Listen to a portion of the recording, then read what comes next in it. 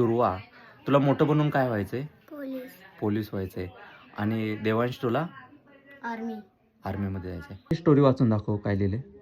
The midnight train, there was a small village. भाईसाब तो एवढा खतरनाक इंग्लिश सुद्धा वाचतोय ना. आणि देवांश कितवी मध्ये आहे तू? दुसरी. मित्रांनो, जिल्हा परिषद बोरगर या शाळेमध्ये आलेलो आहे. संख्या खूप कमी आहे, एकदमच कमी आहे. पण येथील विद्यार्थी जे आहे ना, एवढे टॅलेंटेड आहेत ना ते, की मला हे आजपर्यंत जमलं नाही किंवा ते झालं नाही. पण ते मराठी शाळेमधील मुलं बोलून दाखवते. ते बघू आपण काय. ह्या मराठी शाळेमध्ये आलो आणि ह्या दोन मुलांना पाहून माझ्या मराठी शाळेची आठवण आली. निरागस गोंडस मुलं ही पाहायला भेटली. पण मी ज्यावेळेस दुसरीला होतो त्यावेळेस मी एकदम ढ होतो. पण ही या मुलांकडून म्हणजे खूप काही शिकण्यासारखं आहे. आज येथील क्षीरसागर सर अतिशय उत्कृष्ट पद्धतीने ह्या मुलांना शिकवतात. ही मुलं फक्त दुसरीला आहेत. तुझं नाव काय? दुर्वा किसन दवंडे. दवंडे. आणि तुझं? देवांश महेश शिर्के. देवांश महेश शिर्के. तर अशी ही दोन मुलं आहेत. कोकणातील माणूस हा त्याच्या व्यवसायासाठी शहराकडे वळाला आणि आपलं गाव विसरला. त्याच्यामुळे मराठी शाळा ओसाड पडलेल्या आहेत. पण या दोन मुलांना येथील क्षीरसागर सर आहेत ना, अतिशय उत्कृष्ट पद्धतीने शिकवतात. आज ही मुलगी दुसरीला आहे. दुर्वा ना. दुर्वा, तुला पाढे कितीपर्यंत येतात? 20. हो, 20 पर्यंत. तू त्यातला आम्हाला कुठला अवघड पाढा? 17चा पाढा म्हणून देतो. 17चा. 17 के 17 34 17 51 17 ओडूस 17 85 17 80 17 माटे 119 17 90 130 17 90 153 17 170. ओ भाईसाब, बघितलं? कितवीला आहे तू? दुसरी. भावानो, लास्ट इयर आहे BHFS. 3 महिने राहिले. अजूनही मला 17चा पाढा व्यवस्थित येत नाही. तसं नाही म्हणता येणार, पण सांगतोय. आणि तू पण दुसरीला आहे.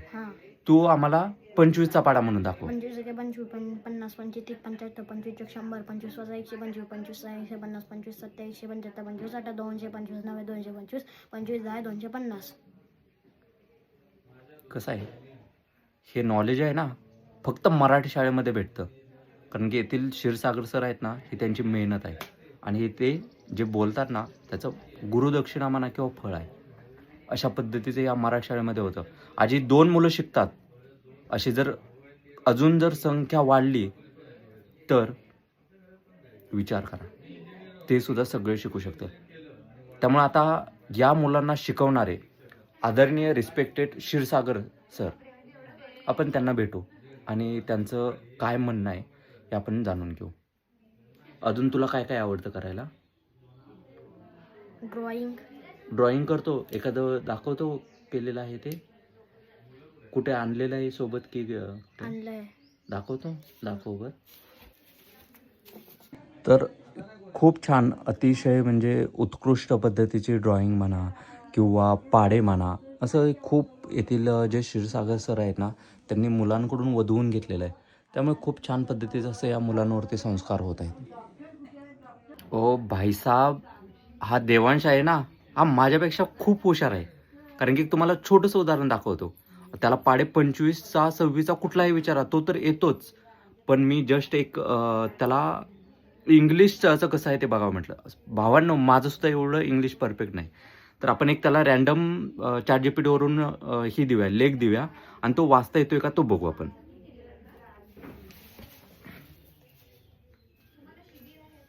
स्टोरी वाचून दाखव, काय लिहिले. The midnight train, there was a small village with an old railway station. Very night at 12 o'clock, a strange train came. People said, "Don't get on that train." इयत्ता दुसरीमधील मुलगा हा एवढं जबरदस्त पद्धतीने इंग्रजी वाचतोय. मग विचार करा, मराठी शाळेमध्ये किती पॉवर आहे. त्यामुळे आपली मुलं ही मराठी शाळेमध्येच असली पाहिजेत. त्यांना हा खूप अतिशय प्रचंड प्रमाणामध्ये वाव भेटतो. अशा पद्धतीची ही मुलं आहेत. आता त्यांना पुढे दुर्वा, तुला मोठं बनून काय व्हायचंय? पोलीस व्हायचंय. आणि देवांश, तुला आर्मीमध्ये जायचंय. म्हणजे हे मराठी शाळेतीलच मुलं आर्मीमध्ये जातात, पोलीस होतात, मोठमोठ्या पोझिशनला जातात, हे लक्षात येतं. हे खूप निराश आणि गोंडस मुलं आहेत. म्हणजे तर जसं म्हटलं होतं की ह्या 2 मुलांना घडवण्यामध्ये ज्यांचं मोलाचं योगदान म्हणजे आपले क्षीरसागर सर. तर आपण क्षीरसागर सरांना या मुलांबद्दल थोडीशी आपण माहिती जाणून घेणार. नमस्कार सर. नमस्कार. तर काय वाटतं म्हणजे तुम्हाला ह्या मुलांबद्दल किंवा मराठी शाळेबद्दल? माझ्या शाळेत 2च ही मुलं आहेत. हं. इयत्ता 2रीमध्ये आहेत. बोरगर हे गाव दापोलीपासून अगदी एक 8-10 किलोमीटरच्या अंतरावरच आहे. हं. परंतु इथली सगळी वस्ती मुंबईमध्ये स्थलांतरित आहेत. हो. कामानिमित्त, नोकरीनिमित्त. जी 2 मुलं आहेत त्या मुलांसाठी मी दिवसभरामध्ये त्यांना जेवढं देता येईल तेवढं देण्याचा मी प्रयत्न केलेला आहे. हो, कारण की ते आम्हाला दिसून पण आलं. कारण की आज दुसरीमध्ये असणारी मुलं सुद्धा एवढी हुशार आहेत की जे 10वीला असतील त्यांना सुद्धा आजपर्यंत तेवढे पाढेपाठ नाहीत. नाही, बरोबर. किंवा हा देवांश जो इंग्रजी हं. उत्कृष्ट पद्धतीने वाचतोय. हो, हो. म्हणजे याच्यावरून समजतं की त्यांच्यासाठी तुम्ही खूप मेहनत घेतलेली असणार आहे. हं. असं हे होत नाही. परत शाळेमध्ये तुम्ही डिजिटल टेक्नॉलॉजी म्हणून वायफायची पण सुविधा सुविधा केलेली आहे. केलेली आहे. म्हणजे ज्या गोष्टी शहरामध्ये भेटतात त्या गोष्टी तुम्ही शाळेमध्ये येथील उपलब्ध करून दिलेत. त्यामुळे जे शहरामध्ये स्थलांतरित झालेत पूर्ण कुटुंब घेऊन त्या मुलांसाठी, त्या आईवडिलांसाठी तुम्ही काय सांगू शकाल? मी एवढंच सांगेन की बदलत्या युगाबरोबर मराठी शाळा सुद्धा बदललेल्या आहेत. मराठी शाळांमधून सुद्धा त्याच ताकदीचं जेवढं शहरामधल्या शाळांमध्ये जे आपण म्हणतोय की आपली एक मानसिकता झालेली आहे की शहरांमधल्या सगळ्या कॉन्व्हेंटच्या शाळा किंवा इथल्या इतर ज्या शाळा आहेत त्या शाळेमधूनच चांगलं उच्च दर्जाचं शिक्षण मिळतं. अशी एक आपली मानसिकता झाली आहे. परंतु असं नाही आहे, त्या शाळांमध्ये मिळत असेल परंतु जिल्हा परिषद शाळा सुद्धा काही कमी नाही आहेत. आज तुम्ही अनायसे माझ्याकडे आलायत आणि हे पाहिलंय, परंतु मला विश्वास आहे की प्रत्येक मराठी शाळेमध्ये सुद्धा एवढ्याच उच्च दर्जाचं शिक्षण मिळत असतं. आमचं दुर्दैव असं आहे की बदलत्या काळाबरोबर समाजातील लोकांनी आपली मानसिकता बदलायला हवी. हा मुद्दा एक बरोबर आहे. कोकणामध्ये आपण राहतोय. कोकणातील वस्ती ही म्हणजे अक्षरशः घरामध्ये माणसं नाही आहेत. त्याचं कारण असं की नोकरीनिमित्त आणि कामानिमित्त कुटुंबाच्या कुटुंब स्थलांतरित शहराकडे झालेलं आहे आणि त्यामुळे इथली जी शाळांमधली पटसंख्या आहे त्या पटसंख्येमध्ये फार गळती झालेली आहे.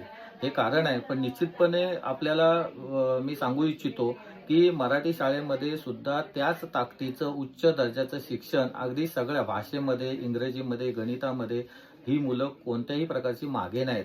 जर शिक्षकांनी ठरवलं ना की या मुलांना आपण व्यवस्थितपणे शिक्षण देऊ शकतो, यांना इन्फ्रास्ट्रक्चर उपलब्ध करून देऊ शकतो, यांना इंटरनेट मध्ये आपल्याला डिजिटल काही ज्या उपकरणं आहेत ती उपकरणं त्यांचे साधनं या ठिकाणी जर त्यांना अवेलेबल करून दिली तर ही मुलं खूप टॅलेंट असतात. फक्त आपल्याला समुपदेशकाची भूमिका पार पाडावी लागते. एवढं माझं निश्चितपणे मत आहे. आपण सुद्धा या शाळेला भेट दिली त्याबद्दल आपल्याला मनापासून धन्यवाद. तर असं हे म्हणजे उत्कृष्ट शिक्षक या शाळेसाठी लाभलेले आहेत आणि सर्व मराठी शाळांसाठी हे उत्कृष्ट शिक्षक असतात. त्यामुळे शहरामध्ये जाऊन जरी तुम्हाला पैसे कमवण्याची, नोकरीची जरी इच्छा असेल किंवा तुम्ही कमवत असाल तरी तो तेवढाच शिक्षणावरती जास्त खर्च होतो. पण मराठी शाळेमध्ये आजपर्यंत तरी सर म्हणजे हे सर्व फ्रीमध्ये आहे. सगळं फ्री. तुम्ही यांच्यासाठी काही जास्त चार्जेस करत नाही किंवा नाही, जास्त नाही. कोणत्याच प्रकारची फी म्हणजे काहीच नाही. शासनाकडून मोफत पुस्तकं मिळतात, शासनाकडून मोफत गणवेश मिळतो, शासनाकडून मोफत दुपारचं पोषण आहार मिळतो.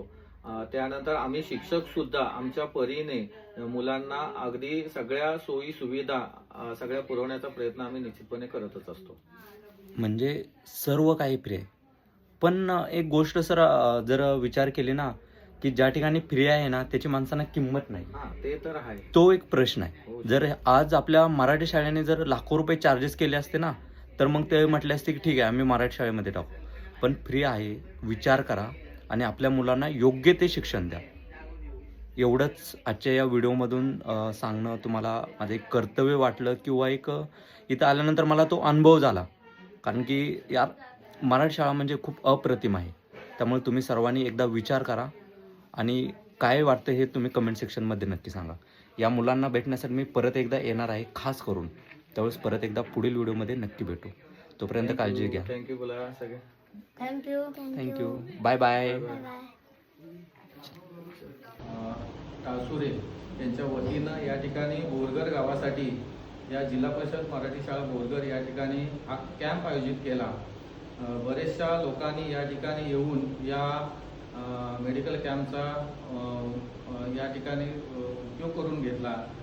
खूप चांगल्या प्रकारे तपासणी झाली. मी शाळेचा मुख्याध्यापक यांच्या वतीने सन्माननीय या ठिकाणी मॅडम डॉक्टर यांचं एक पुष्प देऊन त्यांचं या ठिकाणी आभार मानतो.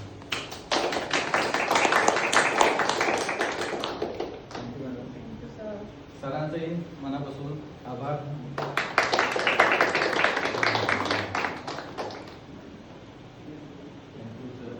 त्यानंतर आपल्या सर्व डॉक्टरांचं या ठिकाणी मी मनापासून आभार मानतो. आपण कोणत्याही क्षेत्रामध्ये असू देत, परंतु आपण टीमवर्क करतो, समाजाचं काही देणं असतो आपण, आणि या सामाजिक भावनेतून आपण या ठिकाणी येत असतो. ज्यांना पाहिजे आहेत, ज्यांना सुविधा हव्या आहेत, त्यांनी ठरवायचं असतं की आपल्याला काय कोणत्या प्रकारच्या सुविधा घ्यायची आणि कोणत्या प्रकारचा लाभ घ्यायचा आहे.